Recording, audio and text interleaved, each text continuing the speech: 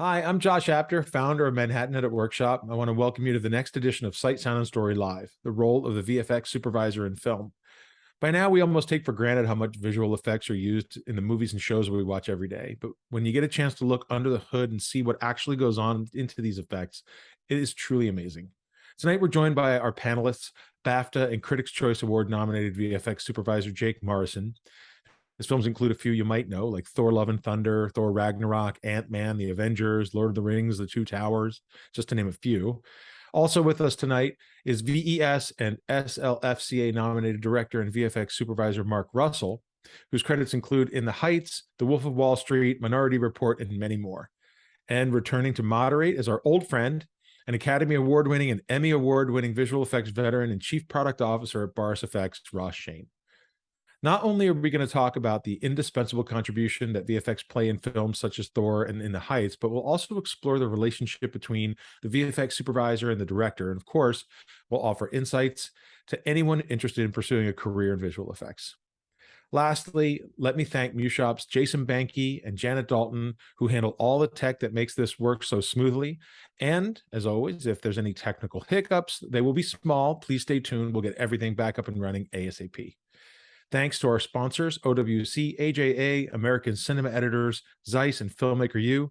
You make it possible for us at mewshop to do what we do best. So let's get to it, and I'll hand off the reins to Ross, Jake, and Mark. Have a great event. Hello, everybody. I'm Ross Shain, and I'd like to thank the Manhattan Edit Workshop for hosting this event. I'm really pleased today to talk to two visual effects supervisors that I've actually known for quite a long time. We're going to be talking to Mark Russell and to Jake Morrison. So before we get into it, I'm just going to, maybe share some of your work so that everyone knows who you guys are. You're both really, really accomplished visual effects supervisors with really long careers. Just some of the highlights from Mark's career. You can see like that, you were recently a visual effects supervisor for In the Heights. Currently, you're working on the Time Traveler's Wife, which I'm actually really excited to see. I even see like some really interesting credits, like you're a visual effects supervisor on a Sopranos episode. I'm really curious to learn about that. And I think I first met you, Mark. Well, I met you when you were doing Synonyche, right? The Charlie Kaufman film. Synecdoche, yeah. I think who knows how to pronounce that? No, right? but I mean that was Charlie's thing, was give it a name that nobody can pronounce. Right. But yeah, no. So thanks a lot for being with us, Mark. Appreciate it. And Jake, incredibly impressive career. I think we met maybe back when you were doing Speed Racer or some early films, but you've been working with Marvel. Right. You've been working with Marvel for many years, and Jake was the visual effects supervisor on Ant-Man and Thor Ragnarok and Jungle Cruise, I guess, for Disney. And all the Thors, actually, Ross. All the Thors. Very cool. Somehow it's worked out that way. Excellent. And most recently, brand new film, the Thor Love and Thunder, which I'm really excited to hear about as well. Cool. All right, so guys, let's just just for the audience, I think it's just kind of interesting. It's like, what does a visual effects supervisor do? And I think a lot of the people who watch, who are related to the Manhattan Edit Workshop are coming from editorial. They teach a lot of editors and enthusiasts.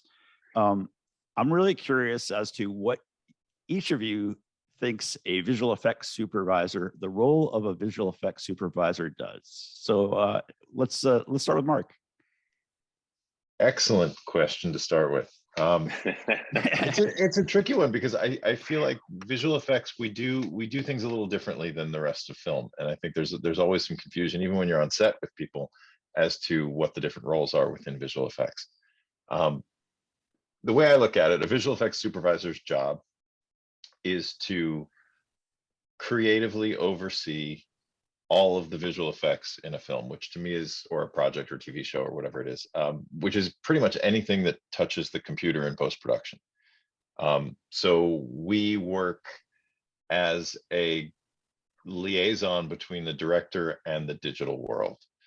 And in doing that, we have to interface with every other department on a project to make sure that they're doing things that will help us achieve the desired result in the end.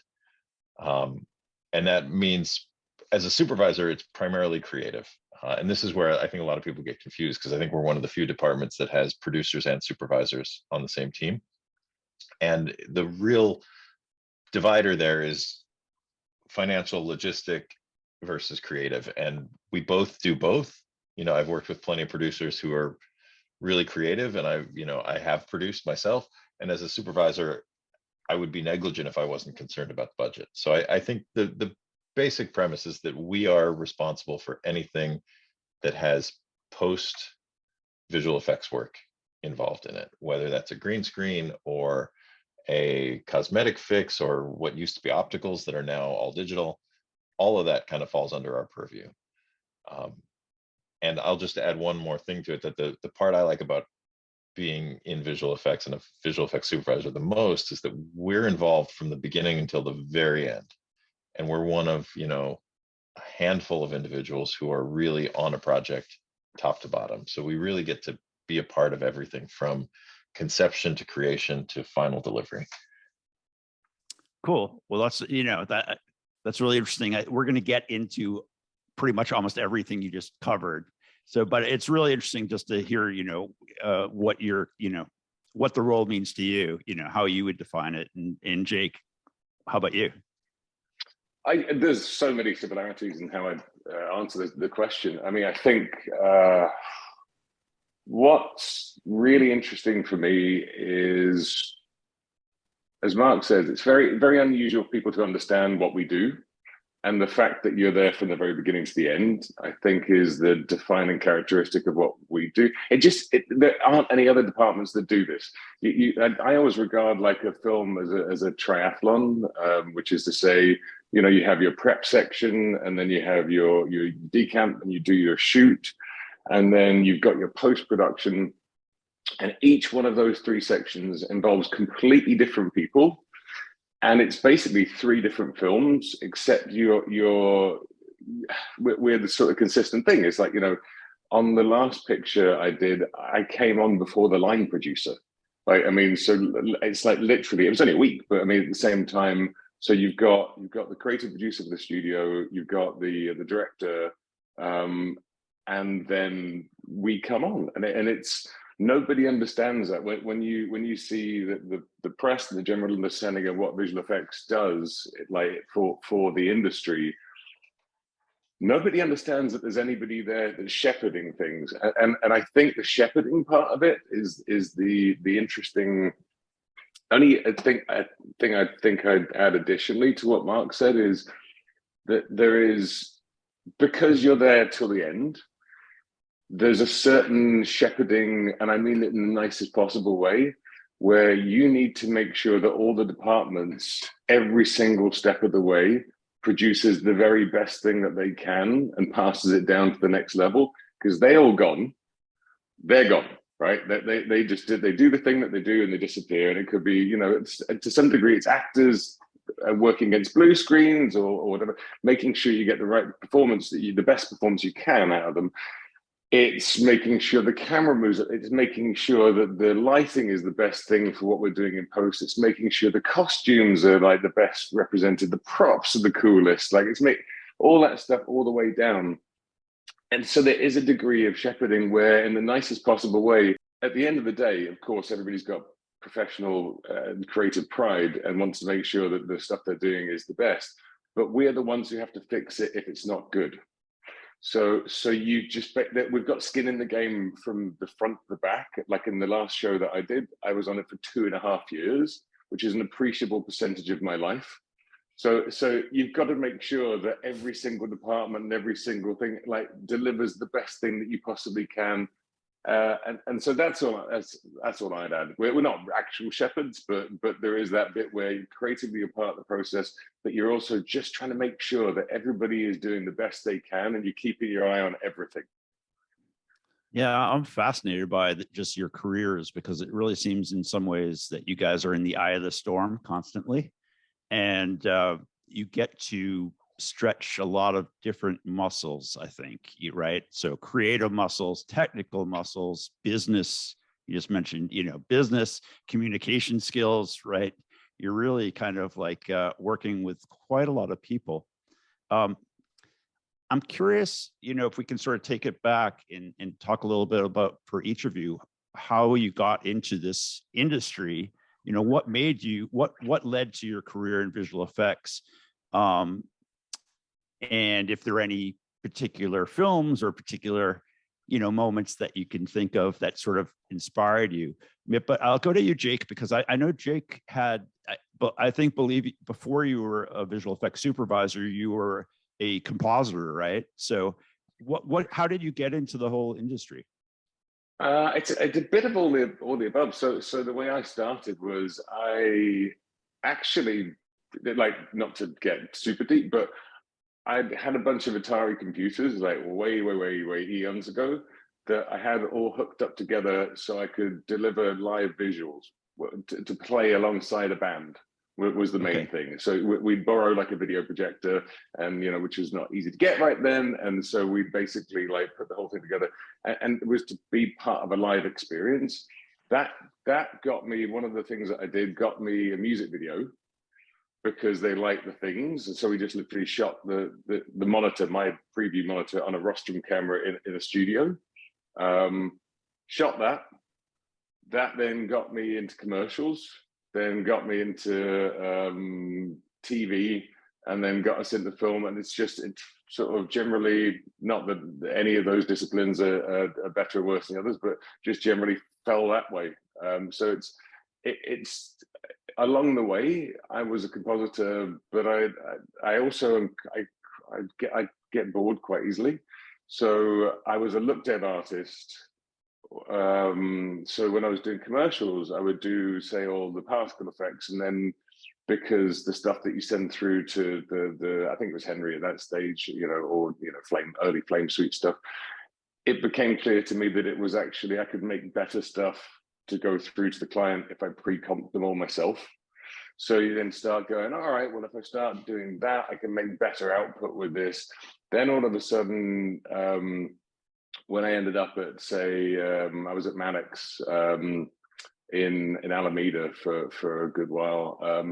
You basically start going, all right, so now I'm a look dev artist, and I'm doing all these renders, but before I hand renders off to anybody else, I can basically go through and do the remix. Then you start learning how you can do the early days of AOVs, where you're putting out arbitrary output variables, where you're putting out a load of different outputs at the same time, and you're doing a remix in the comp. And all the disciplines kind of come together, along with like the camera work and projection stuff. And then that, I think you fuse it all. But yeah, I mean, I've been a lead compositor, and I've been a CG soup, and I've been a look dev lead, and I've been all of the above. And they're all just side the same pie, really. It's you need to know that the best supervisors and producers have done all of it. Like, you as long as you've done a little bit of everything. Like, in the generation I grew up, everybody was sort of a generalist, because there weren't really the stratified levels in the industry that there are now. So you did tend to have you've been dropped in the deep end on a number of different things. You've had to learn to like roto a 2000 frame shot as quickly as possible. You had to learn how to color correct this. You had to like look after 15 senior TDs who have no idea what color is, and try and make sure their work is good. And you just, gradually color in until you get to the end every single time.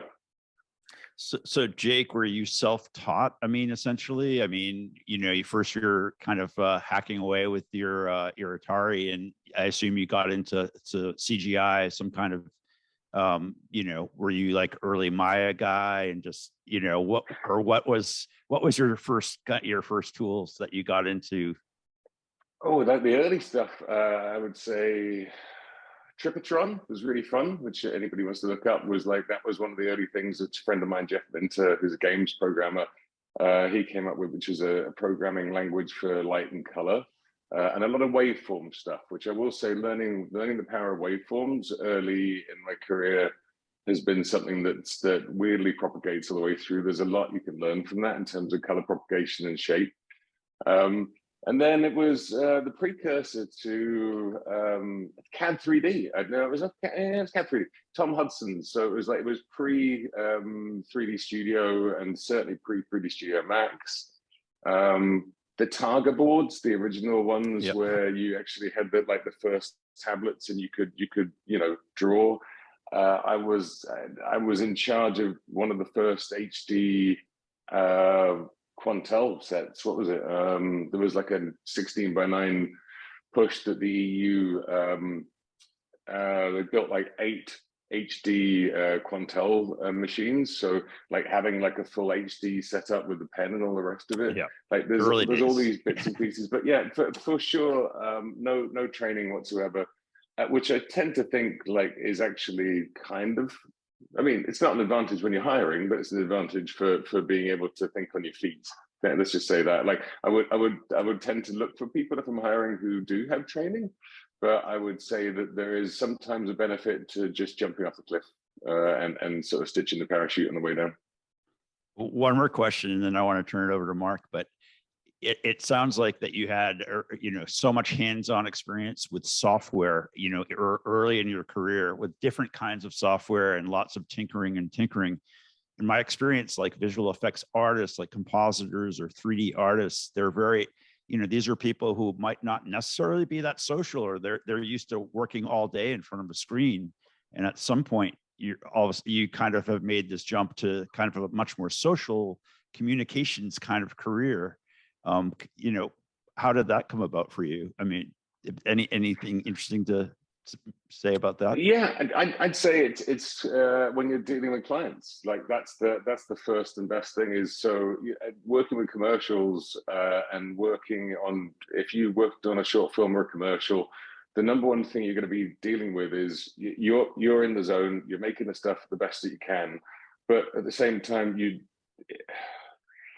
need to understand that there's a client, and the client is there, and there may be things that the client wants that is not possible on the budget or the time frame that you've got, and becoming somewhat of a sensible, kind politician and steering people into the direction that they'll be happy. Because frankly, if you go to a restaurant and somebody tells you the food's bad, the food's gonna be bad. Doesn't matter if it's the best food in the world. But if you tell people that, yes, these things, yes, I understand that you want ILM to come in and do so and so and so in this show. However, there's an amazing vendor that we found who I think that can deliver work of an appreciable quality, who I can get you twice the amount of work for that. Like once you start getting into that and you're able to shepherd people through and let them know that they're not taking a shortcut on anything, that there are certain people skills there that come up over time that I think are really important, because you do have to, I mean, it is a people business. It's not just what's on the screen, because it's, obviously the actors, are what a lot of people go to see films for. Like we provide a lot of the backdrop and the dressing, and we put the actors into situations and we give them something to fight against, and we change them sometimes. But there's also the behind the scenes where you need to make sure that the client is happy with every decision that's been made along the way, despite the limitations of their budget and time. So I think there's a natural progression where you just have to, like, as a human, you just have to help people along with that. Very cool. Yeah. I mean, it seems a lot of the VFX supervisors I've met over the years, a lot of them actually were flame artists, because they were sort of like in the hero seat where they always had the clients behind them. And that whole world of like being the artist, but also being kind of like cruise director, I guess, making sure everyone's happy at the whole time. Very interesting. How about you, Mark? I think I know less about your early career, so I'm kind of curious as to, how did you get into film? Did you come from a similar post background, or did you come from a production background? No, I think my background's right? Pretty different. Yeah. I went to school studying acting, of all things, at USC. So when I graduated from school, I was like, I wanted to be in film and theater and TV and all that, but acting just didn't feel like my people. I always had a technical bent. My dad was a network designer, in the early days, like part of the ARPANET team who built the internet and that whole thing. So we were always around computers when I was growing up. My first significant job in the business was a PA at Amblin Entertainment. So like for me, it was like, okay, I'm 5 when Star Wars comes out, 8 when ET comes out. These are the movies that I grew up on. So it became about, you know, what can I do to be in this world? You know, this world that is so mind blowing to, you know, to a little kid. So I got really lucky and I got a job as a PA at Amblin in '95, like right when DreamWorks was starting to form. And I got in with a lot of really great people there. And from there, I sort of transitioned into physical production, and I started working on set with a producer on a number of Spielberg films. And you know, right out of the gate, I mean, I was in my early 20s when all this was happening, so it was like really young, really eager, and I was really shocked at the amount of people who were at this place that to me was like the pinnacle of film production in the early 90s. And half the people who were there are the same as every other job. They're disgruntled, they don't want to be there, they're not motivated. So it's really easy to rise to the top in a situation like that if you show interest and you have a good attitude. So I got involved with Bonnie Curtis, who was a producer for Steven Spielberg for a number of years, and she's just a wonderful person, really, really smart. And I learned a ton from her along the lines of what Jake was talking about politicking. Like this, Bonnie was a producer, is a producer who I always used to sum up as she could call you up and ask you for something, and by the end of the call, you thought that she was doing you the biggest favor and you were doing exactly what she wanted you to do, and just had this magical ability to make everybody happy and on the same page. And so to me, that was like the real like early experience in learning how to politic on the film side. And then I was lucky enough to be able to be on set on a number of Spielberg films to kind of see how those kind of things happen. Like the first big movie I did was Jurassic Park 2 as a production assistant, or as an assistant to a producer. So I got to see sort of the inside of the creative part of the process. And it was at a weird time for visual effects. Like you'd think like Jurassic Park, right? One of the big effects movies of all time, had 65 shots in it, which today is like an indie film. It's like a small indie film. So what was really brilliant about that time was they really used visual effects in a way when it was absolutely out of necessity. And it was in order to achieve a goal. And like Spielberg is brilliant at showing you what you need to see to believe the world. And certainly at that time. And so I got to sort of witness that and be a part of that. And what was so surprising to me about that era, at least in that universe, was it was a time when you had ILM, you had DD, you had Boss, you had like very small handful of companies that could do this. And usually the entire job would go to one of these companies. And right around the time that I started kind of getting my feet grounded was when we started thinking about, well, maybe ILM's not the best company to do everything. And so I found myself in a position where I spoke both digital and filmmaking. And I was one of the few people who understood both sides of that. So it was kind of a natural fit for me to kind of gravitate toward that kind of stuff. So then by the time we got through a couple movies later and we got to AI, artificial intelligence, I was kind of running visual effects and a lot of the technical, robotic, logistical stuff dealing with Stan Winston Studios and ILM. And we had a couple other companies that were loosely involved in that movie, but it was still mainly ILM. And then next was Minority Report, and that was my first credit as a visual effects producer, because shockingly, there was nobody else who was able to do that position. So it was like I was the person between production and the visual effects on the post side. And, you know, I lucked into this really huge, amazing, wonderful movie with incredible people. And from there, it was just a matter of, you know, how did I move beyond that? So I left that group in like 2001, freelanced for a bit in LA. And then when I came to New York, I kind of reinvented myself and started supervising only. And at that point, it was actually 2002, I started to learn how to composite, just because I felt like this is a skill that I needed to understand in order to do my job. And I was lucky enough to share a suite with a flame artist, and it was like right at the time that Shake was really popular. So I was working on Shake, and I started to learn how to do stuff. And I had this flame artist who would lean over his shoulder all the time and give me tips and correct me along the way. So I learned the basics. I wouldn't say I'm a good compositor, but I can certainly lay something out a lot faster and better than most people to 80%. Finishing, that's definitely not for me.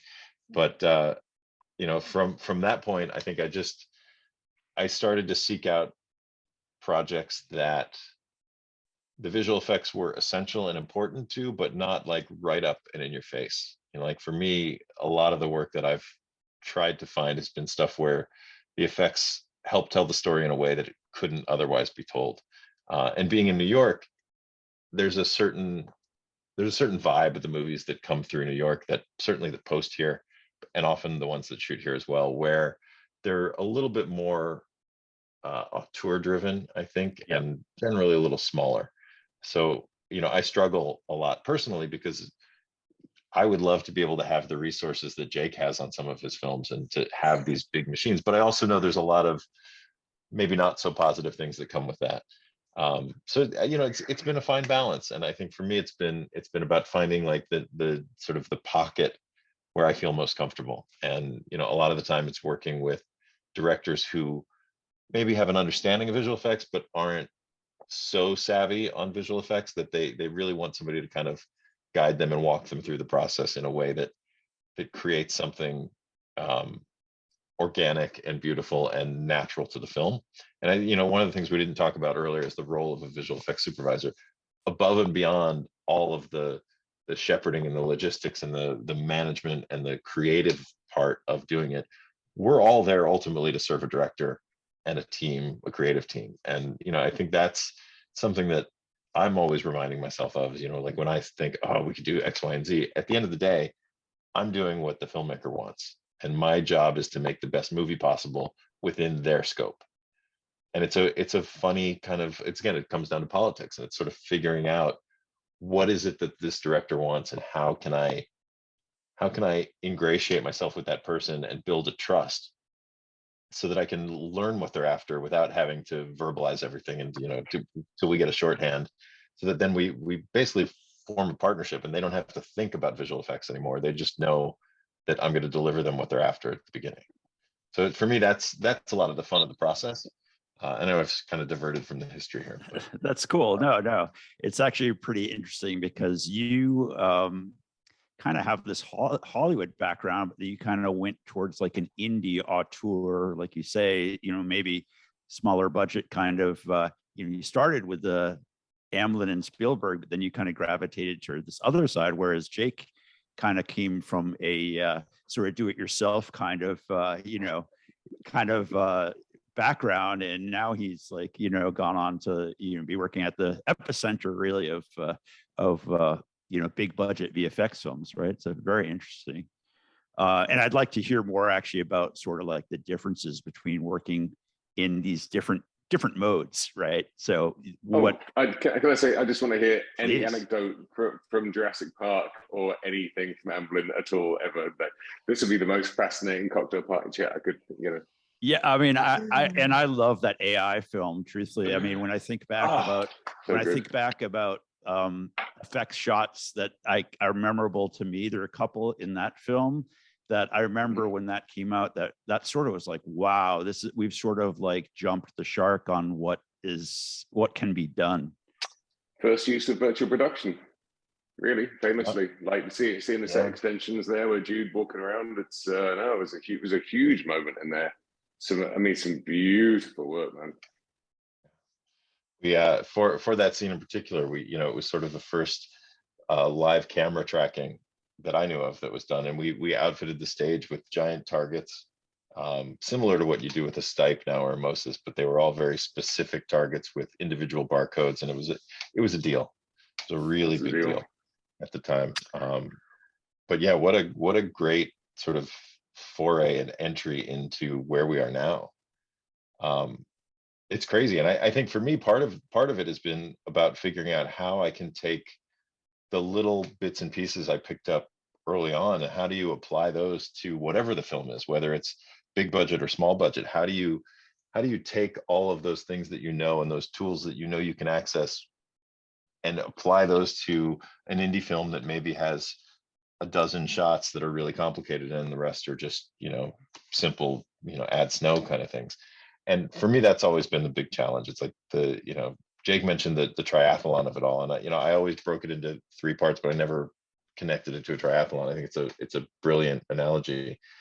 And the part for me that's the most interesting is the puzzle at the beginning when you're in prep and you literally can do anything. And I think you mentioned we jumped the shark. Now visual effects can do anything, but you don't necessarily want to do anything.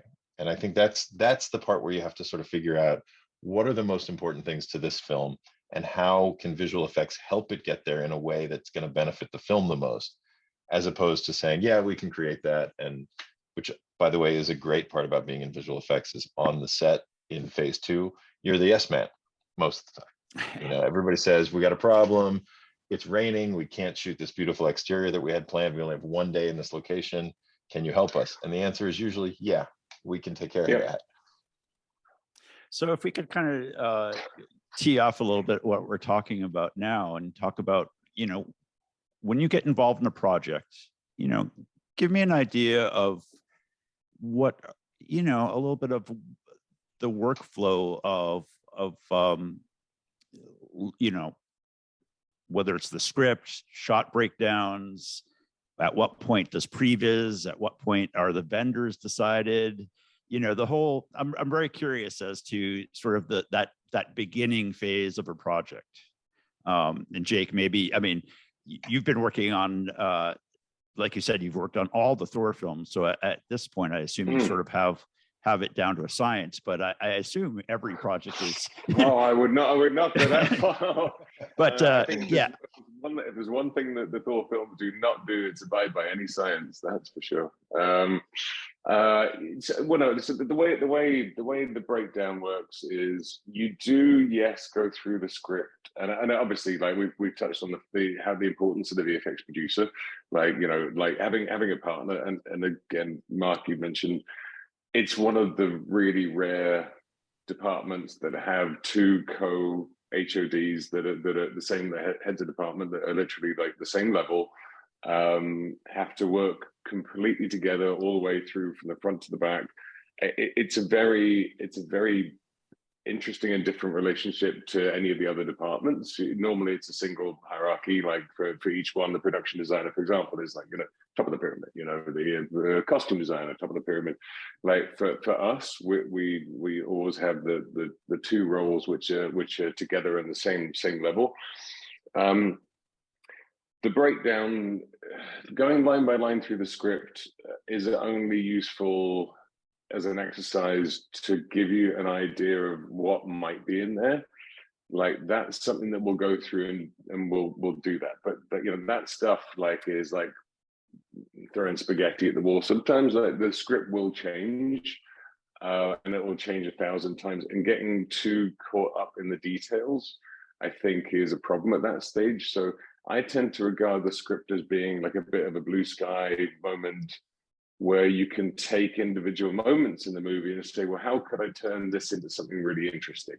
Because a lot of what we do, again, like, as Mark said there, it's blue sky territory right at the beginning. You can do anything in the picture, which I think it's the joy of that part of it, where the things that you think are least successful or will be least successful, you can nudge things over and suggest things that you're like, you might not have thought of this, and it's 2 lines in the script, but if you actually did this, it could be really good, and nobody's ever seen this before. So nudging things that way, and not regarding the script as necessarily canon, I think is important. I mean, you can get shot down pretty quickly, like with that one, but I think it's worthwhile bringing new suggestions to the table, because like the only real problem is not coming up with ideas. I think like if you're constantly an ideas machine, you're coming up with stuff as in, well, we could do this, we could do this would be interesting.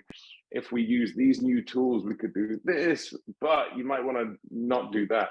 That's the beginning part of the process. And so it's only after we've had like a number of meetings and have chatted through what it could be. And I think, to me, I want to get in the head of the director at that stage and find out what it is they're looking for from the scene, because it's not necessarily like the half a paragraph or half a page that's there. They may be looking for an entirely different emotional. You're like, is it a moody scene? Is that what we're looking for? Or is it bright? Is it elegiac? Or are we, is it a moment where the character's going to learn something? Like, these, tonally, you'll treat them completely different visually. Certainly in terms of like mood and lighting and set pieces, you wouldn't put, if you want a character to have an elegiac moment, you probably put them on a cliff top looking out over something that's an epic thing, and you will not want to have 150 extras in a crowd scene around them. They're simple things in terms of movie making that you can help with at that point, and say, into the next bit, which is storyboarding. And then the storyboarding is where, like, that's when, with action scenes, with a bunch of nudging, a really good storyboard artist can up a film like a huge amount. And I've learned over the last like 20 years, like the huge amount of respect I've got for storyboard artists, especially the ones who like will listen to a little bit of like a kickoff and then stay roughly in there, but still go completely wild and AWOL, as opposed to just like do whatever it was they were thinking that morning. It's such an art, and it's only once you've got those that I ever even consider getting into previs and start spending the money on that. Because the minute you get into like, the minute you start bringing a previs team on, there's a burn rate, and as Mark said, it's like, we're not there to, as VFX supervisors, we're not there to be looking at the numbers, but we have to be responsible. And you don't spend your resources. I don't even refer to it as money. Like, you've only got a finite number of amount of resources on any given project, and they last from here to here. And so you've got to make sure that you put your beans in the right place. And so starting previs too early really is a waste, or starting with a huge team and thinking you're going to complete all the sequences in the movie and it's all going to be amazing and it's all going to stick. Also, unless it's exactly the right director and studio combination, it is not going to work. You will just burn all of your resources early. So it's having the sensibility to go, well, I'll tell you what, let's just take this bit, which I don't think that we'll be able to explain to anybody with storyboards. Let's take this moment and let's previs that moment. And we did that on the last picture on Love and Thunder, on Thor: Love and Thunder. There's the first thing we did was the moment where Jane arrives as Mighty Thor. You're like, this is a moment that will be in the film. There's no chance it can't be. Let's try and make that moment in the film as cool as possible. And so we previs the hell out of that. There are other sequences in the script which 10 years ago I would have been like, let's get going on them. They all look great.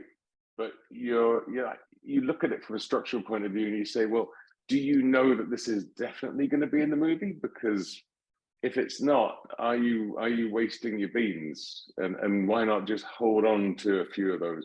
So it's very much that gets you through. What I will say, though, is that the modern crews cannot handle storyboards and can only handle previs when you get to the shooting section of it.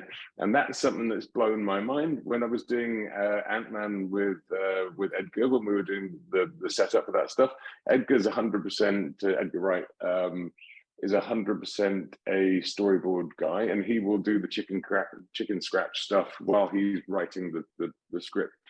And then his brother Oscar goes off and does the more realized panels. We noticed, because I'm like, these are great, let's just make animatics of this stuff. Let's just lay them out and then everybody will get them. We'll put some music to it, it'd be great. Do people understand that on the crew at this stage, hang on, where's the cut? These are 3 different individual images. And you're like, yeah, but that's a pan from here to there to there. It's clearly one shot, guys. So and over time, I learned that actually, unless you're willing to spend, at that stage, you don't have the time, that much time to handhold. At a certain point, you have to jump into hardcore previs because they just, the ADs everybody wants to break the stuff down shot by shot, which is foolhardy to some degree anyway, because the director will shoot whatever they want on the day anyway. Needs to understand, oh, that's where the shot starts, that's where it ends. Now, how many extras am I going to see? Which is all the AD. When the AD looks at it, they're like, how many extras are in the shot? You're like, it's arbitrarily 45 here, but it doesn't make any difference.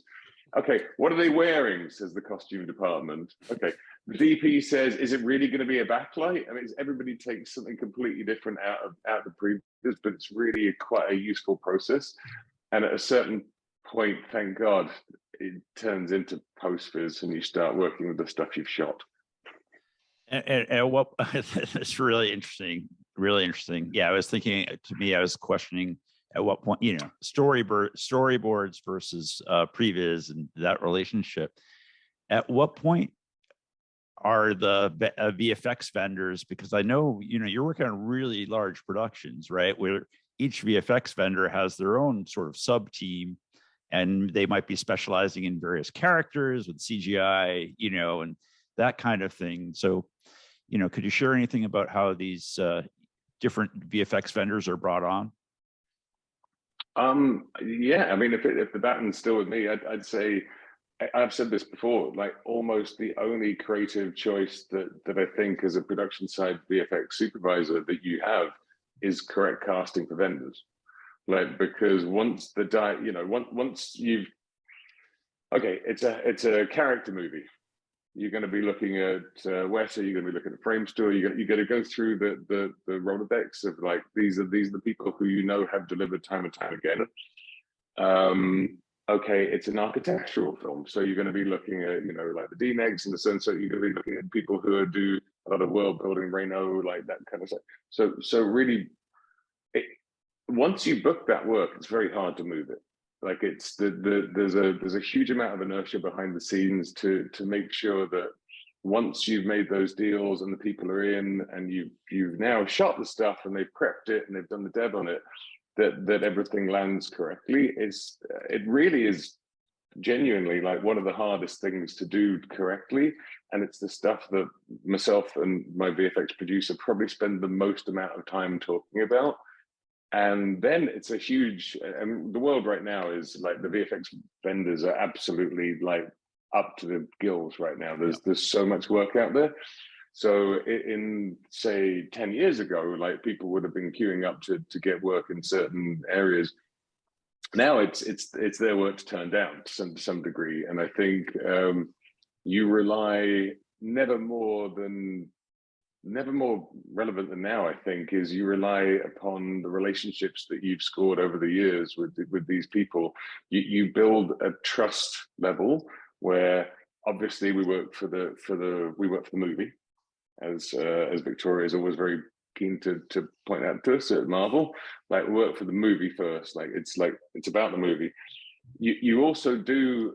You have to make sure that the vendors are not going to be abused in any way at all, in the best way you can. Like, you try and hold off the churn, which you know is coming. Make sure that when you're working with them, that you only start sequences that you know are actually most likely to be in there, so they don't work on 50 shots and commit to hiring another 30 people.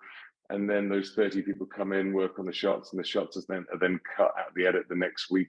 It's just have to be. It's incredibly delicate doing that. And I think yeah, the big vendors are the big vendors, and I know and love a load of those. But it's at the end of the day, it always comes down to, you expect those guys to deliver every time. Every single movie that I've done in the last 15 plus years, it's the ones that come in right at the end that have said yes, and you say thank you to, like, as in, I've got 8 shots here, or I've got 15 shots, I just need to get into the edit, are the ones that really are the superstars. Everybody works super hard on this stuff, but bringing those little gems in every now and again. In every film, you find somebody else that can do something that nobody else can, and that's kind of a treat. That's really cool. I mean, maybe to kind of try to bring Mark into this part of the conversation. It's like, it seems to me you're working with a lot of big, global, in a sense, VFX companies that might have consolidated a lot in the last, you mentioned maybe working 10 years ago to now. Seems like there's been a fair amount of consolidation in the VFX world with some of the big studios, right? And I'm curious for Mark, where maybe as we were talking, Netflix just acquired Animal Logic. Oh no! Yes, yeah. So Netflix is acquiring, various vendors, and then you see certain companies, whether it's DNEG or FuseFX, or certain companies have really kind of grown, or Crafty Apes. There's kind of definitely a lot of you see that a lot of the same VFX vendors on every single film these days. And I'm curious for you, Mark, where you're coming. Maybe you're working with with these auteur kind of films. It's certainly big, well-known productions, but maybe at a different scale. Is it difficult to find the vendors, or like are you it waiting in line? It wasn't difficult until recently. I think since maybe 2018 when things started to pick up, but really it was post-pandemic that things just got completely out of control.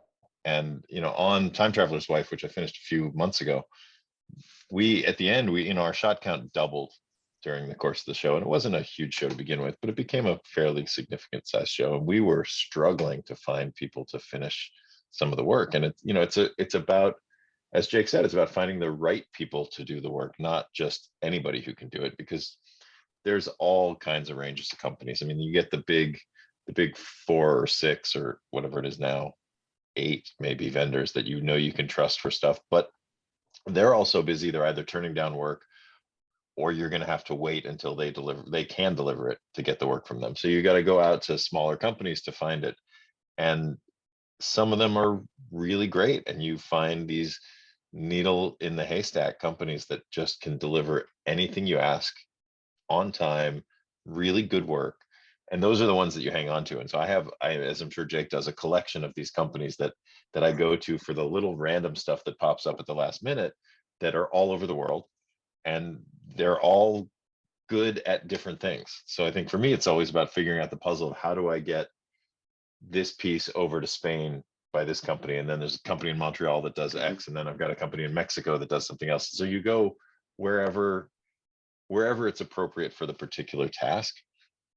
In addition, for me, it's always about spreading out the work to some degree. So in addition to having an anchor vendor or 2 or 3 who are doing the big heavy lifting, and there are only a handful of companies that can do that.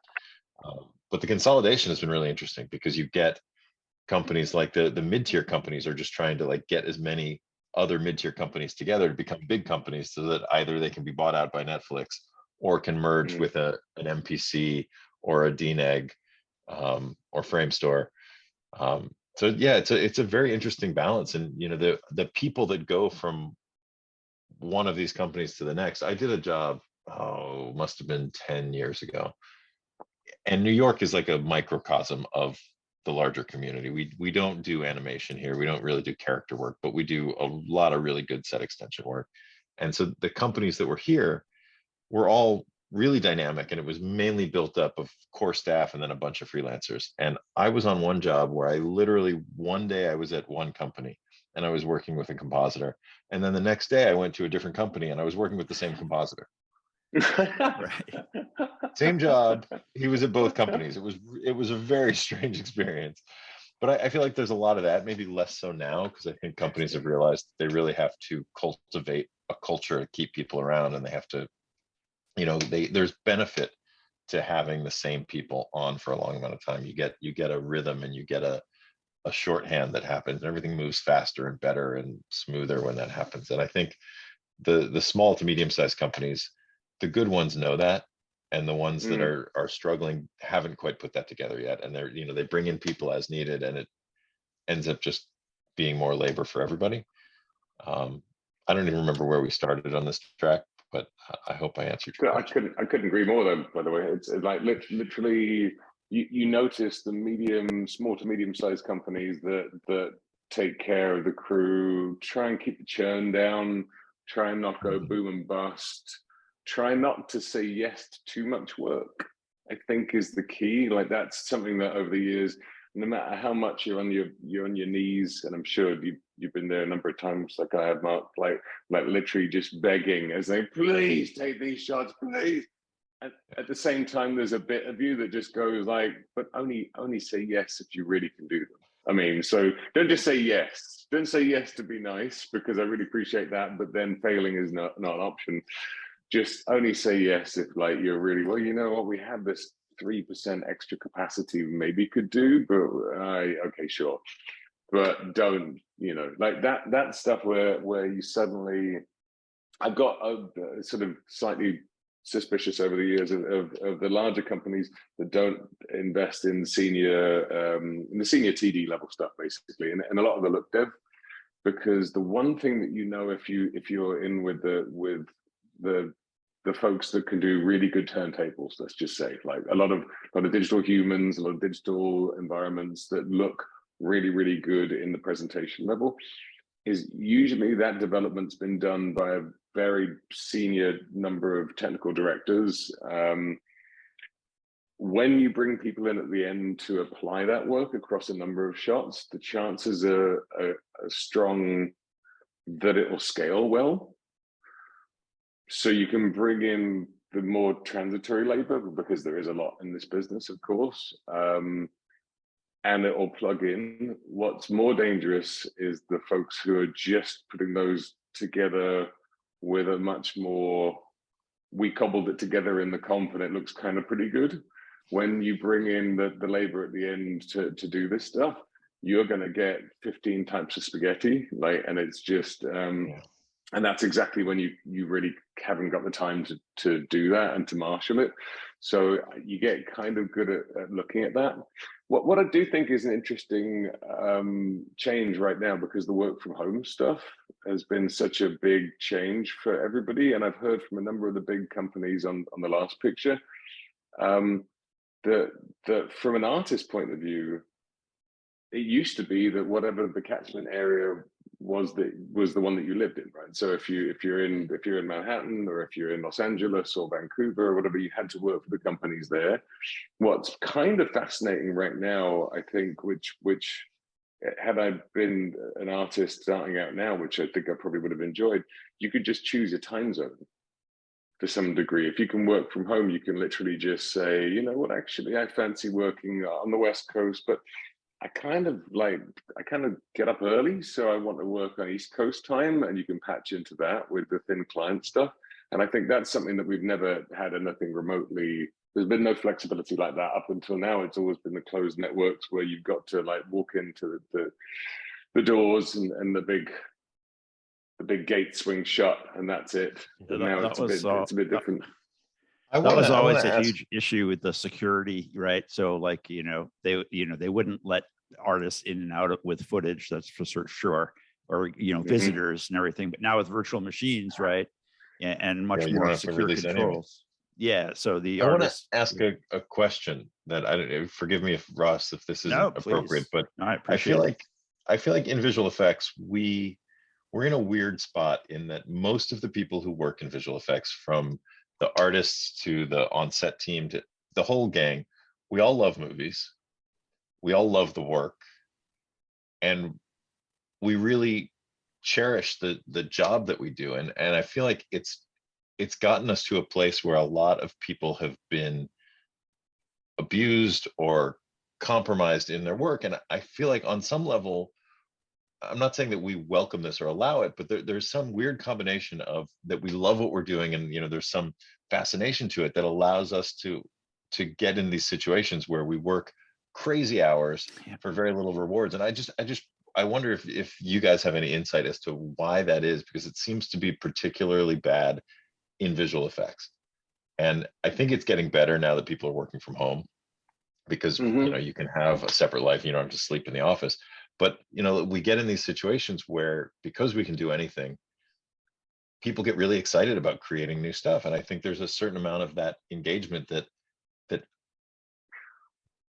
helps people justify these crazy hours that we put in, because we do. And on post, no matter how much you try and control it, everything comes down to the last minute, and there are always changes. And then you got to go to these companies that have already been working hard, and you've got to ask them to work harder and deliver more. and it's the same Yeah. pattern. And I don't know how to break it unless we do it ourselves.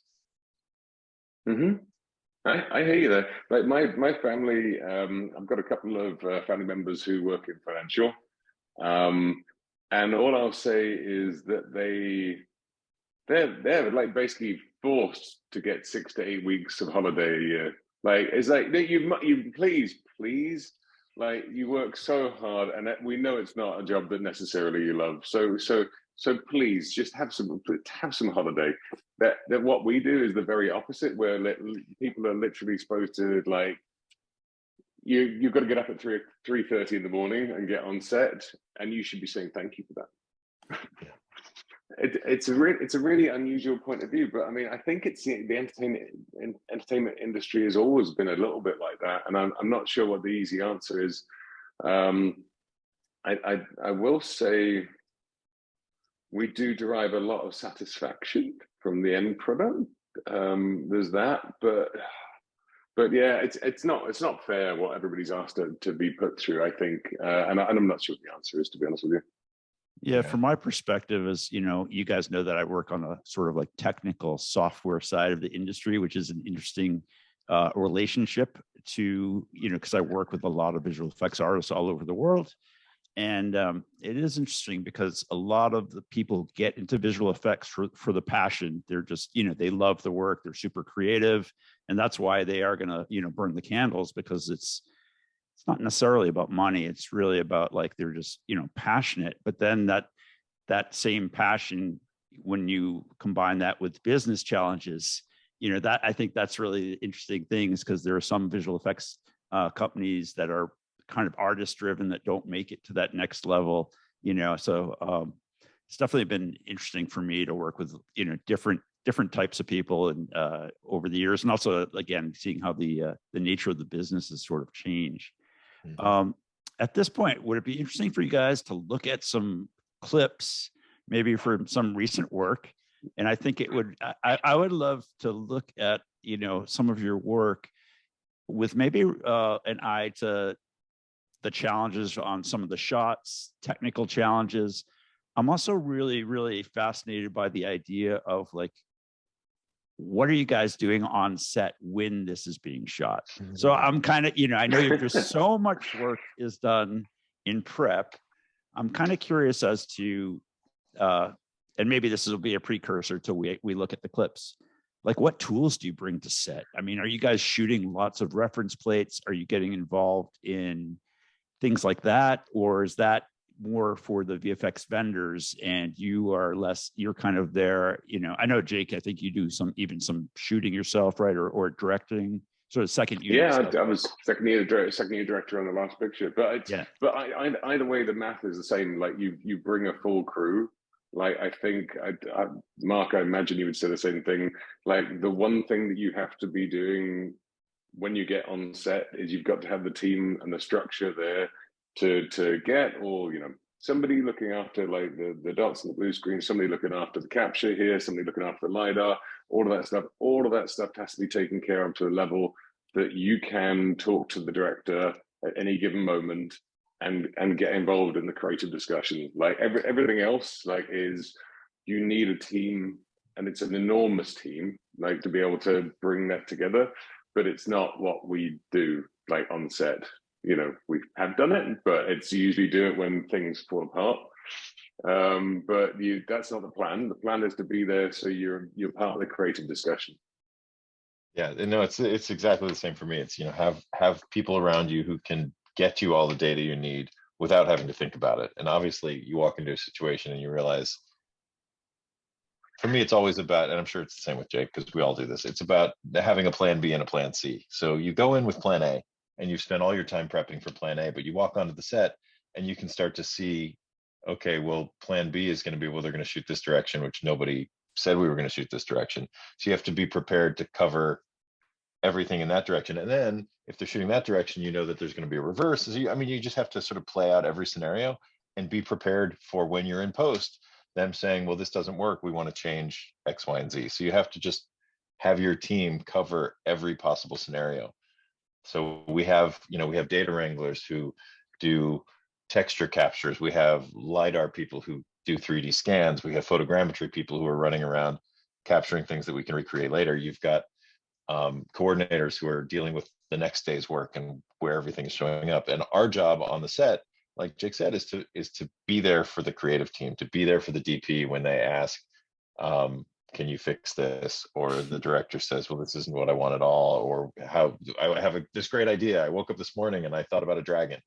So you have to be ready to deal with all of that. Amen. And a lot of it's on the Amen. fly. Like, okay, so I'll get a call from a director on the way into a shoot saying, oh yeah, so today I'm going to do something totally different. We're going to shoot, this scene that's on the schedule 3 weeks from now, and I want to have a truck run over somebody. How do I do that? So, our job is to be available for those kind of things, and to be the sounding board, and to also help guide them in, okay, so you want to have a truck hit somebody, so here are the 5 things that you could do to make that work. So it's a lot of free form on the day, and I think, to me, that's where pre-production is so essential, because if you can lay everything out the way it's supposed to be, with the knowledge that it's not going to be that way when you show up, it really allows you a little bit more room to grow into things that are going to change, and they always do. I mean, imagine 10 different industries coming together on one day to shoot one thing. It never goes the way it's planned. It's bananas, isn't it? Really? Yeah. I took my mum to set one time when we were shooting in London, and it was Thor 2, I think, and we took her into H stage, which is that's the Flash Gordon throne room stage, and brought her in there, and she almost had a panic attack because she's like, who tells these people what to do? Because the mum in her was like, literally, like, everybody needs to know what they're doing. Like, he just wants to, like, organize all the kids. And I'm like, don't worry, there's an entire hierarchy. But if you're not initiated, it's a psychotically large number of people who are just like milling around and doing anything that they seem to want to. It was a good response. And I've found, I think that's brilliant. First of all, I've found that there are certain scenes you do with visual effects, in particular, whenever you have a green screen, where everybody's brain just turns off, and suddenly you're the only person in the room who knows what's supposed to be happening, which can't possibly be true. All these people have been a part of the process. Willfully turns off, by the way. Yeah, no, willfully. Yeah, it's like, oh, it's a green screen. That's visual effects. We're not going to think about that. So then suddenly you've got this crew of 150, 200 people who are like, okay, what's that for? And all of that attention is focused on you. And if you're gonna, you shoot this direction and you explain to the director, no, well, now we have to do the other thing because the creature's coming in this way. And suddenly you become the center of all the universe for that kind of stuff. So I think most of our job is to get all that stuff out of the way in prep, so that you can be there on the day and be 100% in the game. And it's definitely a nutty game. It's a nutty game. Yeah, I'm definitely fascinated to kind of move this conversation to talk a little bit about the virtual production kind of stuff. But before we get there, let's look at a clip, and maybe Mark, if it's cool with you, I'm going to start with you and maybe show one of the behind the scenes from In the Heights. But In the Heights was a fun job for me because it was a lot of vignettes. Like each musical number had kind of a different idea behind it. And we got to really explore a lot of different things in New York and making it, the whole show is about Washington Heights. So we shot in Washington Heights, and the whole thing was about getting that vibe. And what we started with John Chu, who was the director who had just done Crazy Rich Asians, what started out as a much sort of glossier, kind of showier musical became this grittier, kind of earthier film. And I got to watch that evolution. And as we kind of did that creatively, as the shoot started, the visual effects changed a bit and things became more grounded in reality. And it always became about, how do we ground this back into Washington Heights? So the idea at the beginning was just to show the world that there's some sort of magic happening in this neighborhood. I want to talk later about reflection shots because they're trickier than they look. Yeah.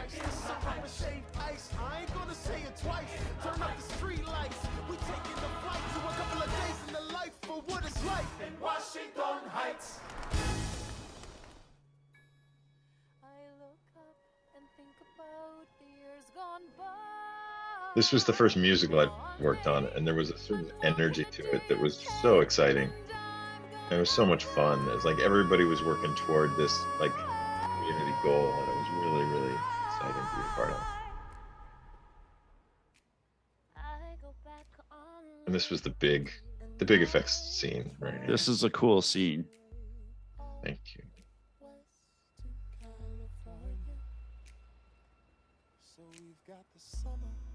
Talked about a lot of Fred Astaire references when we started this.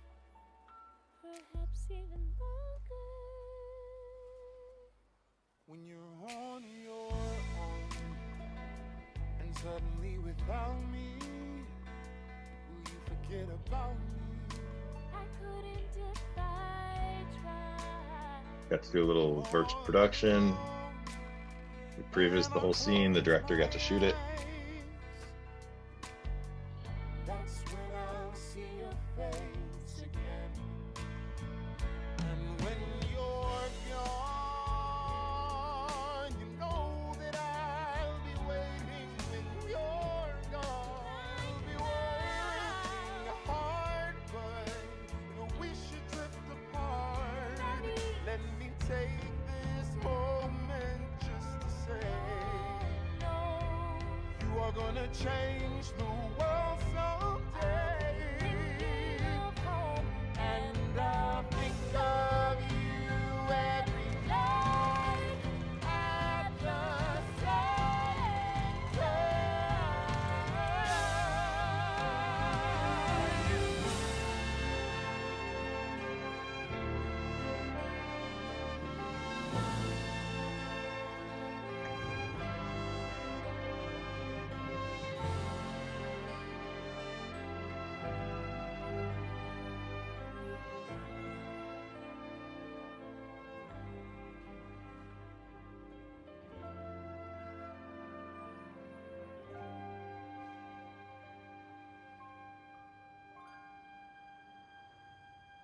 When the sun goes down, when the sun goes down, when the sun goes down.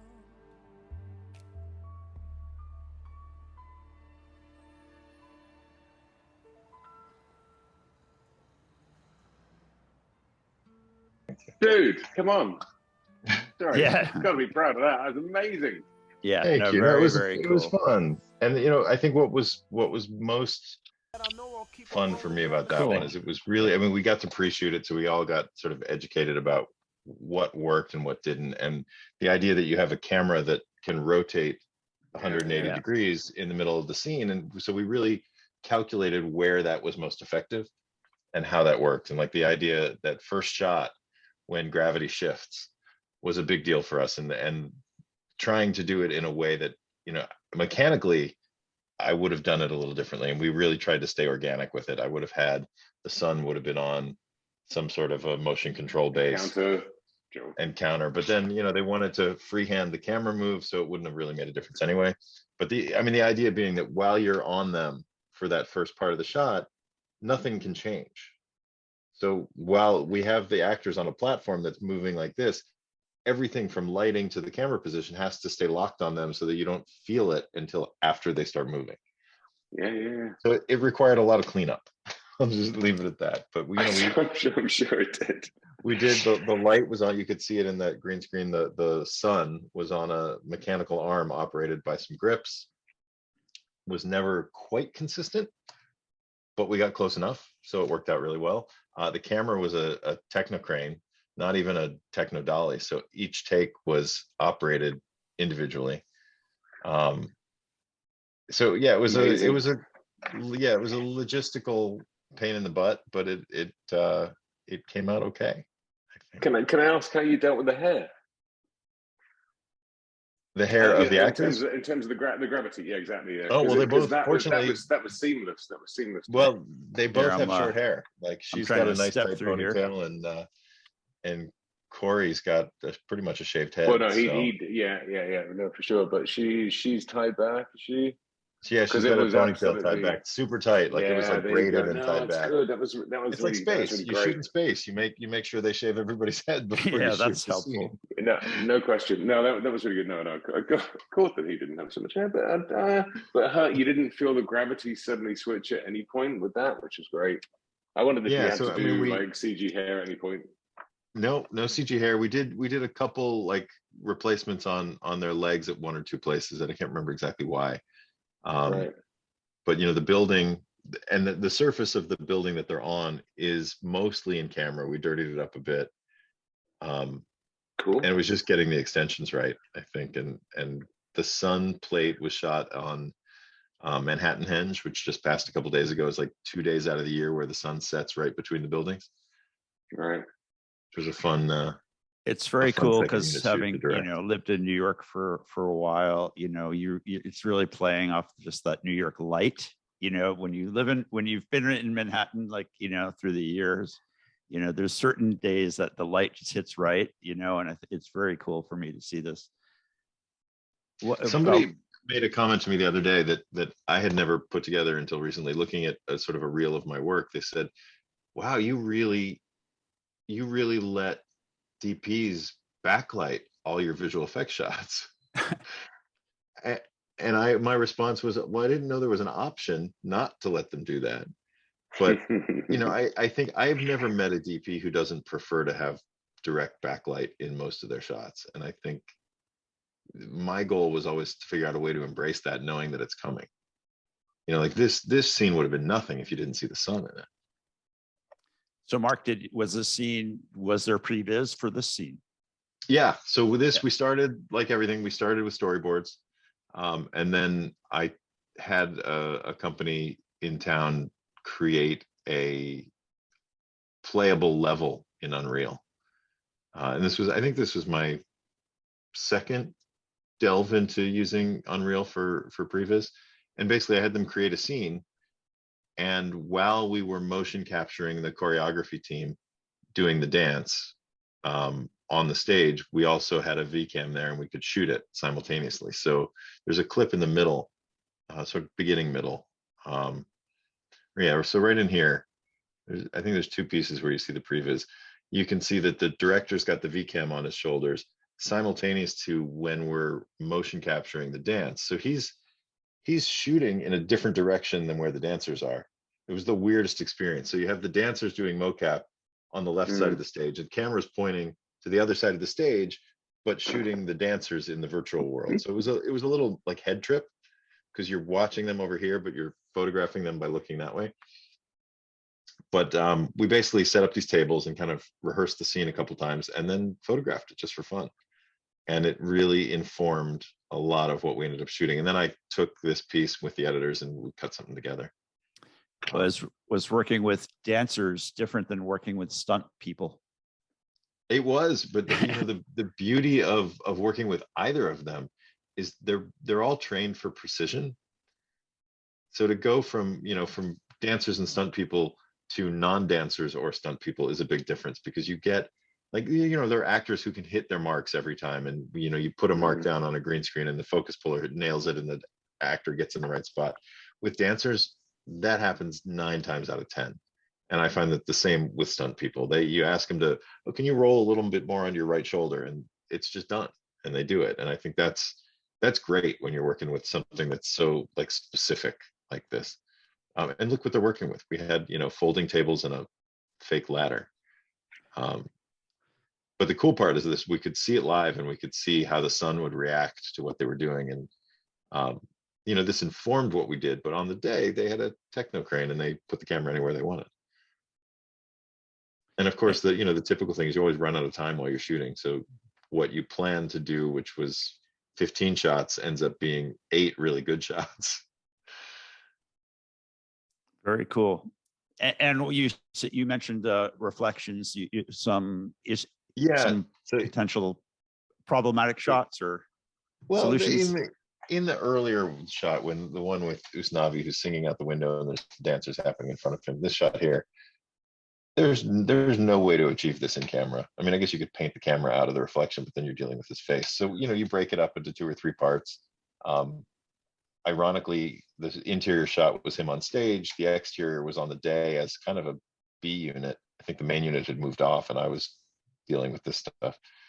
But it's funny to me that if you do it naturally, you get a lot of people who are really complimentary about the shots without processing the amount of work and calculation that it took to get this right, which is what I love. I think when somebody can watch a shot and go, "Oh, the cinematography is beautiful, and the photography of this, reflection shot was so great," and it's like a 5-part comp. Those to me are the victories. It's like the little hidden stuff that people generally don't pay attention to or don't realize. Obviously, the side of the building was visual effects, but things like this are the ones that I get most excited about, where you don't know what's happening. Certainly I do too, because my experience coming from the sort of software side of things, I love when talking to my family about invisible effects, right? Just the sheer amount of invisible effects in television and films these days. It's not just these the big CGI stuff, it's almost every shot. Yeah, absolutely true. Very cool. Should we move on and look at one of Jake's clips? Yes. Okay, cool.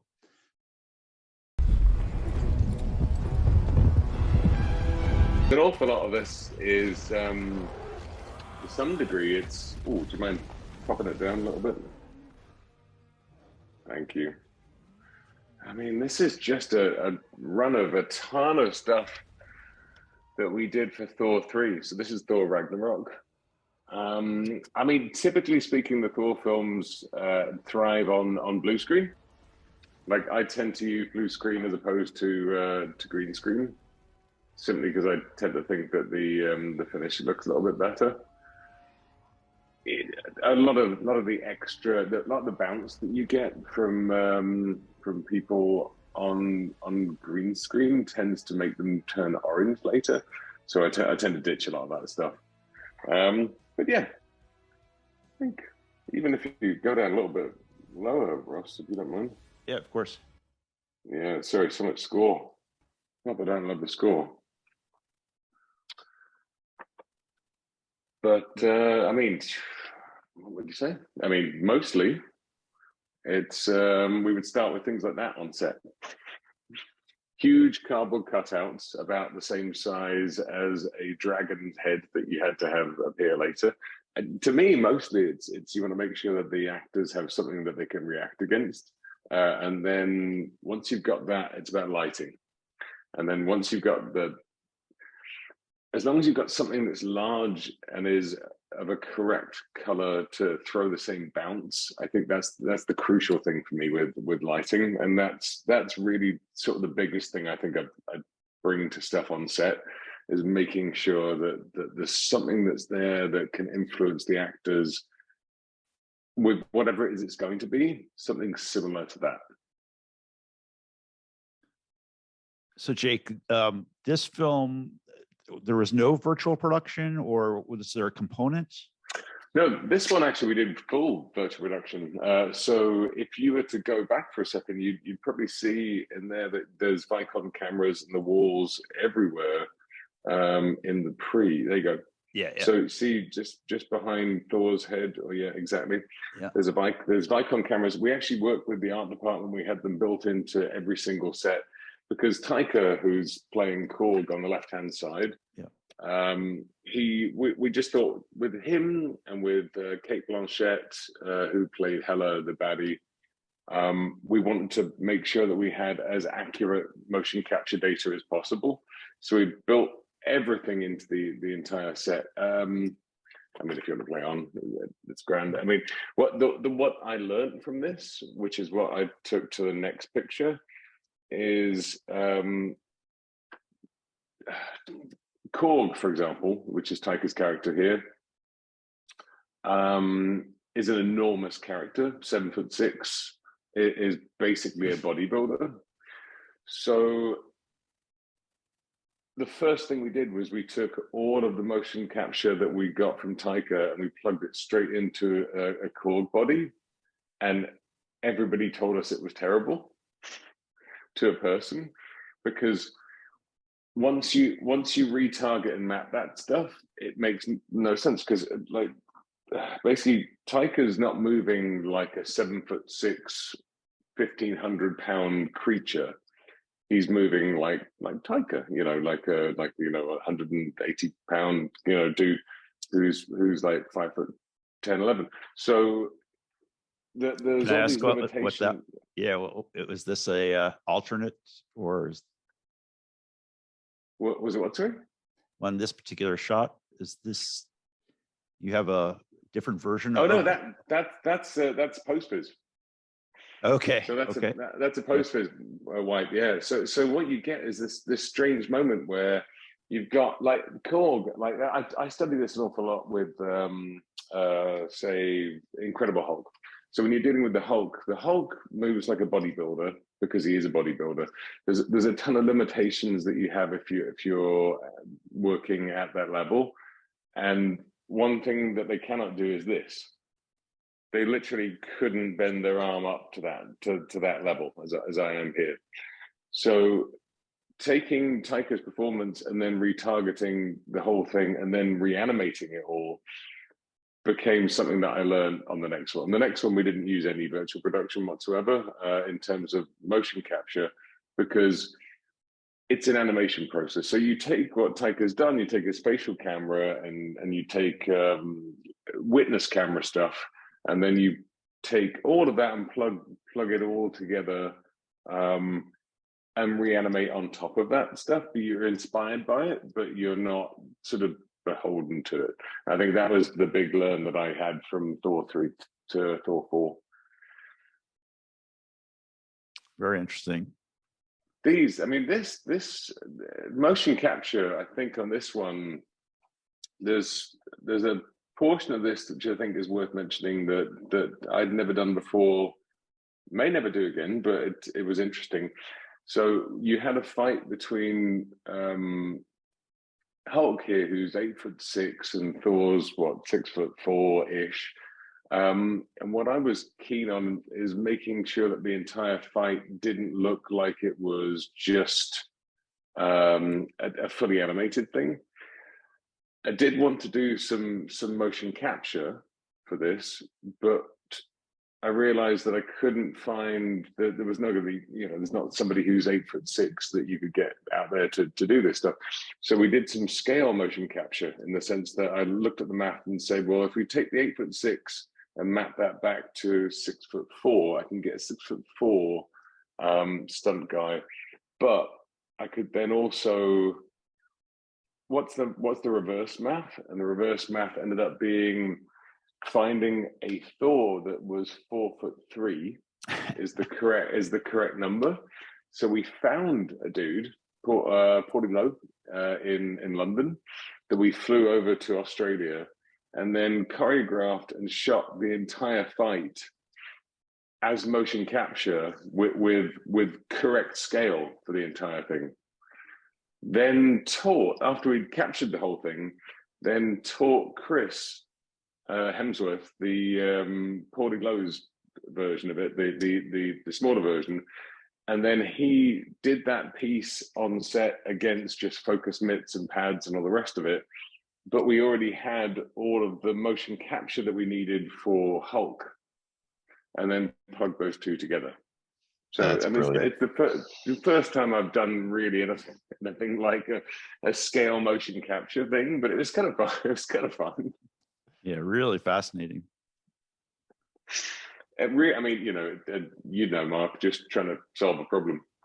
You're like, well, it could look really bad. Yeah, So, but you got to try it, and obviously it worked. It's a great scene. Sometimes it's fun. This bit I think is probably like the most proud I am of the visuals in the film, which is the Valkyrie flashback, and that's working with this highly specialized lighting rig, and then sort of jumping beyond that.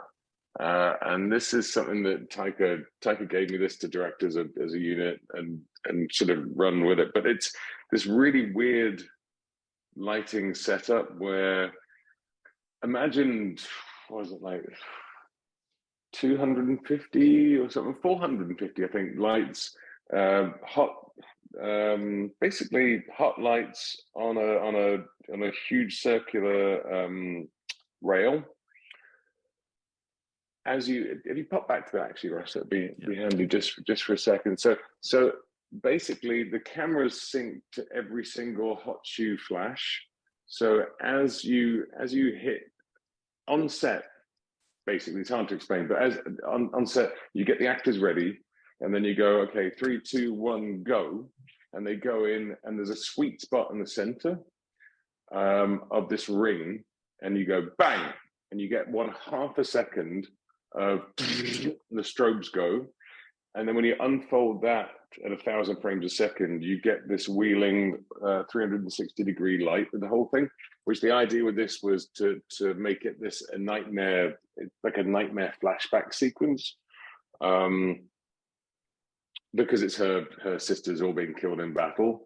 So I figured the soupy slow motion light thing would actually be appropriate.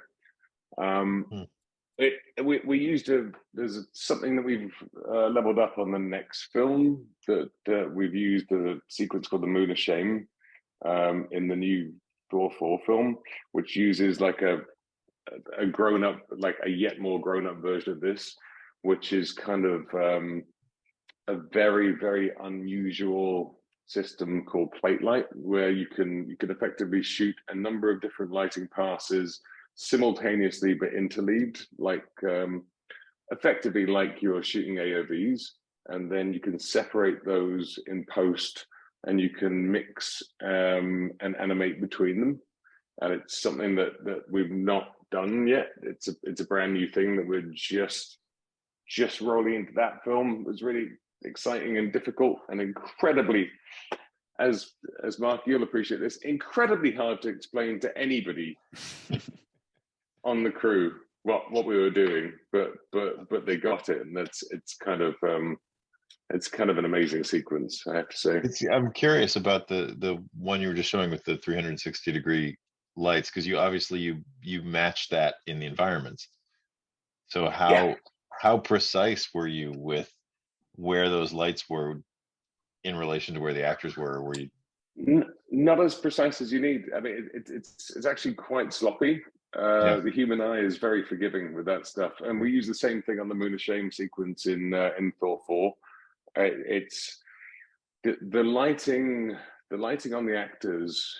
You take the incident angle cues on light to the ear, light to the back, light to here, but actually the fact that the light should be directly in frame and would flare, you just don't do that. But you can do it in the CG version, and nobody will ever question it. Humans are actually quite forgiving of that stuff. I've learned into that pretty heavily on this one.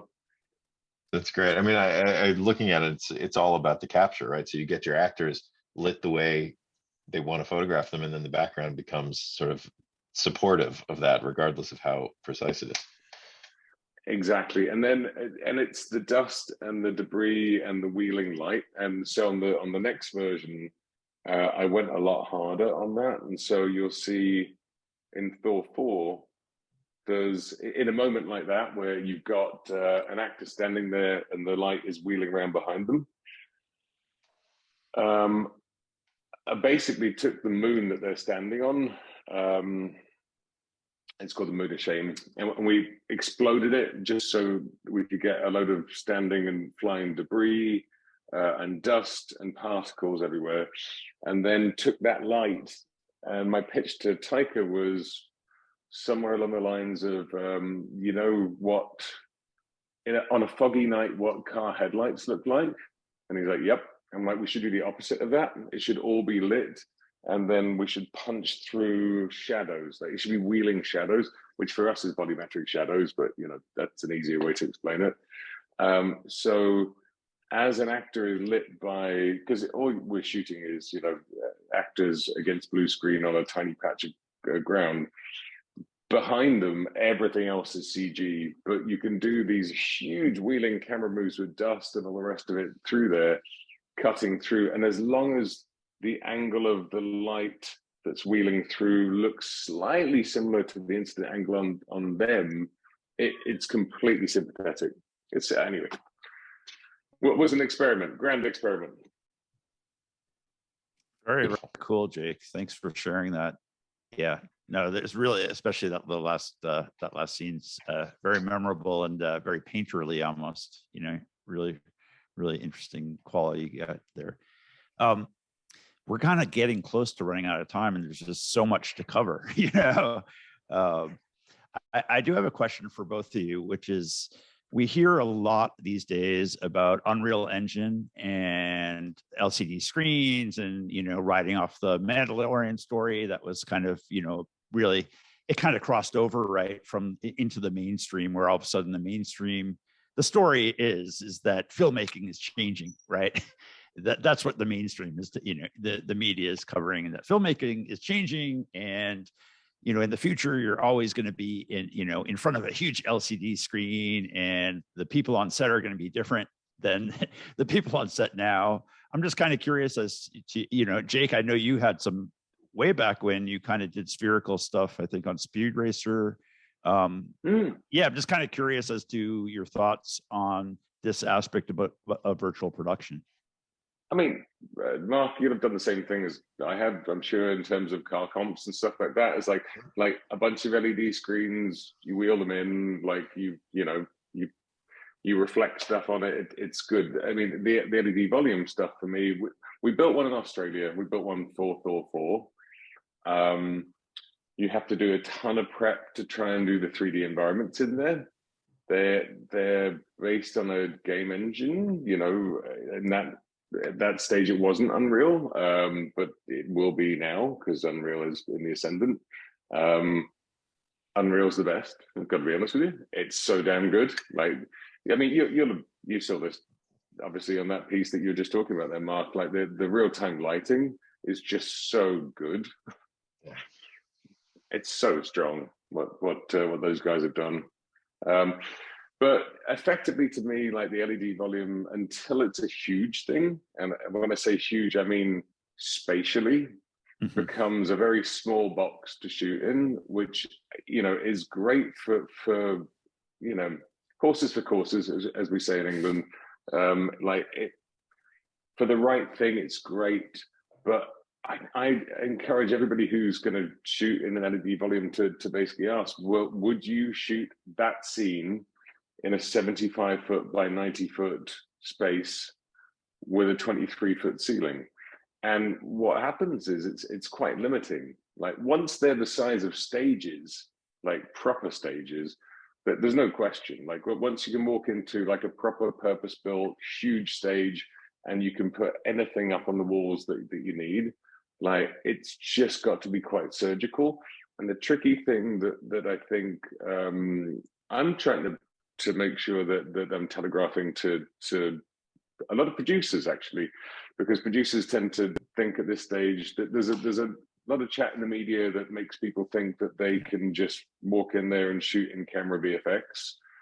This is not the case. This is not the case across the board. There are occasional moments where a long lens shot you can have in camera, or in a particular type of scene, you could shoot the entire scene in there.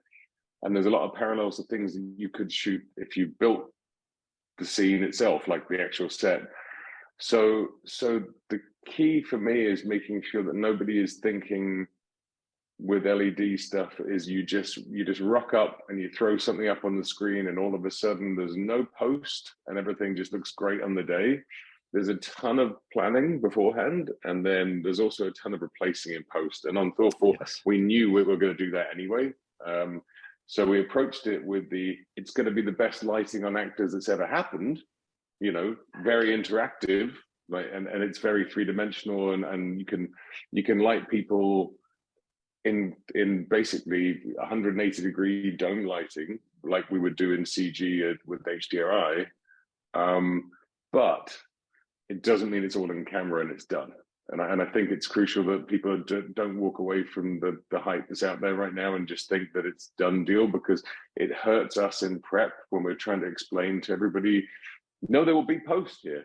You will have to do post-production on this. It's not all done.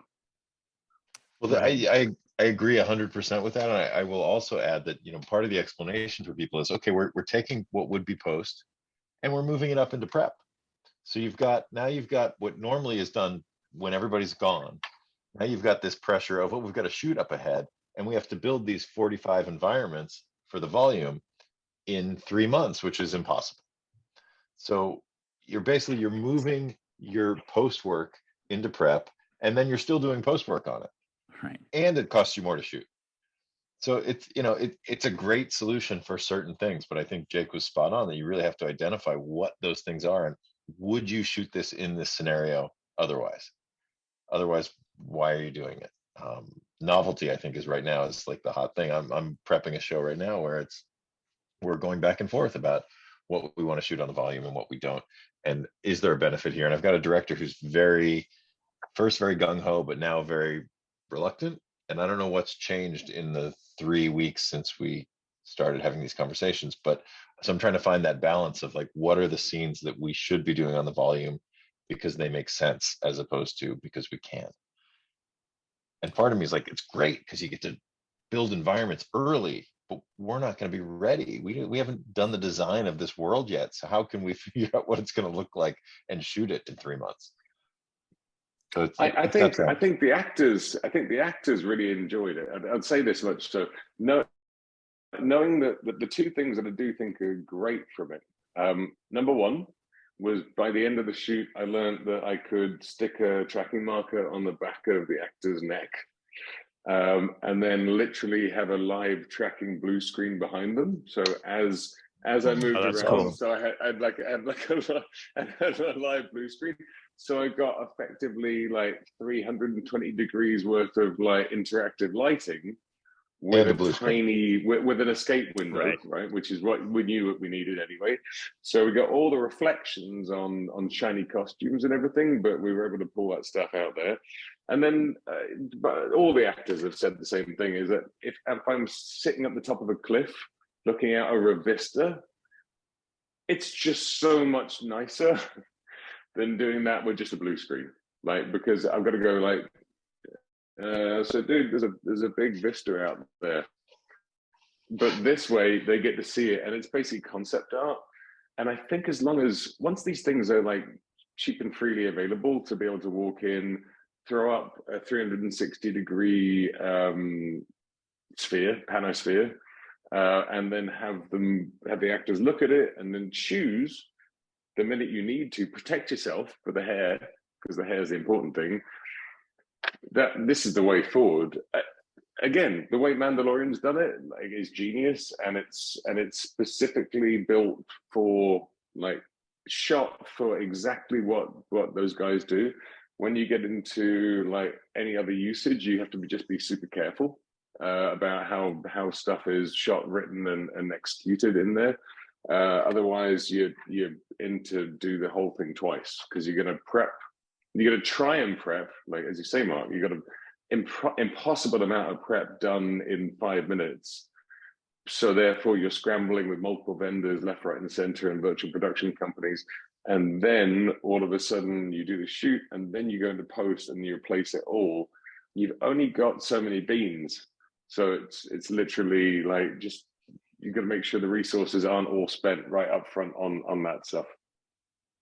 Cool. I really appreciate the sort of grounded, realistic, take on this, because, as a slight outsider, we're definitely sold on this idea that, a crew is going to be able to do way more setups in all the benefits, that you read about the benefits a lot less than the challenges. That's for sure. Mm. So guys, just a couple more minutes. First of all, thank you so much for sharing, your time and your insights and talents with us. Very cool. And I think we could talk for hours. We only looked at a couple shots, and really, I'm sure you guys both have some real fun stories as well.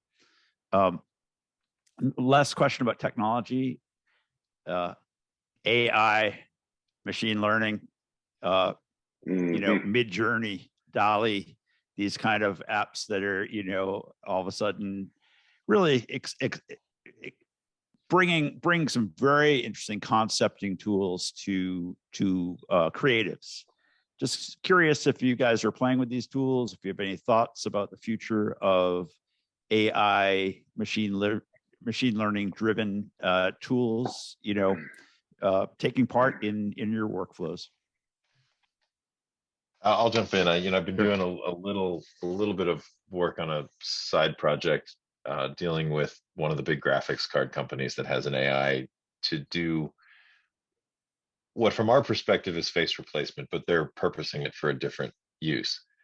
And it's just the beginnings of it, but what they're able to do with something in near real time, not quite real time, as far as taking literally a single still photo of a face, deepfake essentially, but deepfake, the idea is it's live deepfake. Yeah. And for video conferencing essentially.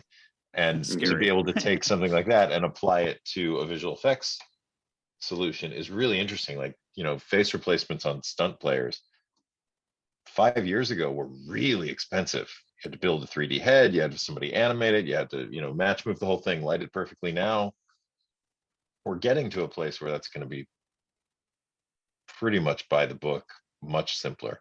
And I think the other piece where AI I find really interesting is for layer separation and for roto. Once they can train a machine to be able to separate layers in film footage, do we need green screens anymore? Wouldn't that be nice? I know, right? Wouldn't that hold everybody so much more accountable? Or it'll be the opposite, because you can shoot anything and then replace it all later. True. Whereas right now it's like, oh, that's gonna be a lot of roto and the hair's gonna look terrible, and Yeah. That's so exciting. I'm excited to see what happens with those two areas. We did, like, it's my first big foray, and because I've done a bit of deepfake for face replacement, but nothing. I've dabbled in it. This picture again, Thor 4 was the first one where there's a storyboard that came in early on. Like there's a Thor montage, right, where you're seeing him grow up from the beginning. And there was a moment that a storyboard artist drew, like, literally a close-up on Thor's mum, Frigga, and then this close-up here with Thor as like a warrior baby. And I said to Lisa, my producer, I'm like, this is without doubt the hardest shot in the entire movie, right there, right? Because space, planets, things, exploding things, whatever, nobody knows what they are, but everybody knows what a baby is. So we also needed a baby that could do, we need a custom performance, which you don't get from babies, like, I'm fairly sure. So what we ended up doing was we actually took one of our producers on the film who had a 6-month-old baby, and I shot an hour's worth of footage with two cameras, 2 Alexas, like all shutter synced. Just different angles, like in a bouncy thing, and all that, just in general ambient lighting. Basically, creating a deepfake library effectively, and then Rising Sun, who did the work, took a plate I shot with a pursuit vehicle. So I had somebody like running Frigga's mum, like at a huge clip with a Russian arm, shot this impossible shot, which is like a 150 mil lens, like right there, like running at full clip. So that's impossible. Then scanned the baby, rigged and animated the baby, did all that, basically created the performance with the CG version of the baby, and then went into the AI to then do the lookups based upon like the hours worth of footage that I'd shot with all the different cameras, like, and then to glue all that stuff in, and then of course like a ton of CG work over the top of it. It's literally, if the whole thing is 5 seconds in the movie, I'll be amazed. It's like literally, let me tell you the story of the Space Viking. Like, from the early age, he was raised in the art of war, and there's a baby, and that's it. But anyway, So was it worth it? Yeah, totally worth it. But worth it because it's honestly that could have been the worst work in the film. It's like it's a baby. You've got to literally believe that that's a real baby. But the core is that the performance was actually driven by a fully CG version of the character and then mapped into like a reverse lookup to the live action one, which I don't know how much that's been done. My guess is really not that much above the line. Pretty interesting. And it's without doubt the future, way the future. Yeah. Very cool. And guys, for each of you, just before we end this, what are you working on now? Yeah, so I'm in prep on Francis Ford Coppola's film Megalopolis, which he's been trying to make for 30 years. Wow. Well, yeah, that's so exciting. Very exciting. Yeah, it's been fun. Every minute's been a master's class in how to make movies. Very cool. Amazing! Yeah. Super jealous. I'm on an as yet unannounced project that, but at least I get hopefully 12 weeks off, go and see some family in Europe, nice. and then we'll see. Yeah, 2.5 years on this. It's about time to take 5 minutes off. Definitely. And guys, well, it sounds like Mark, you're working with potentially one of your, heroes, or Jake, is if there was any director that you could work with, who would that be? Oh, that's a great question. I mean, there's so many like cool directors out there. I mean, Ridley Scott would always be a treat because it's like to me, Blade Runner was the touch paper. It, like, to a lot of people in our business, Star Wars is the big thing. I would say Blade Runner was the one that I believed that, I believed that world. The minute I saw like that, the flying across the city with, Vangelis's glissando over the top of it, I was like, I believed that city was real in a way that I didn't believe it for Star Wars. Not, but that space is different, but I believe that was Los Angeles. Kind of is. So yeah, Ridley would be amazing, if you know him. Because of shout. I don't, but maybe Mark does. No, I don't, unfortunately. Mark, other than obviously, like Spielberg. Yes. Spielberg would be great to work with too. I mean, didn't he just shoot that amazing music video? I read about this. He shot a music video on his phone, right? Single take. Kate Capshaw was the dolly grip, and Kerry Mulligan did the costume, I think. And it's Mr. Mumfus, right? And son, it's his performance. Anyway, pretty amazing. So Mr. Spielberg would be an amazing person to work with, Shooting low bar. Yeah, you got to raise your Ridley sights Scott on and Spielberg. Yeah, right, exactly. Mark, anyone else that any heroes for you? You've worked with a lot of big ones as well. I've been lucky. I've worked with sort of the big ones of my childhood. I don't know. I think I'd like to work with who's next. Who's the next big director that we haven't seen yet? It's a lot of great people doing a lot of great work.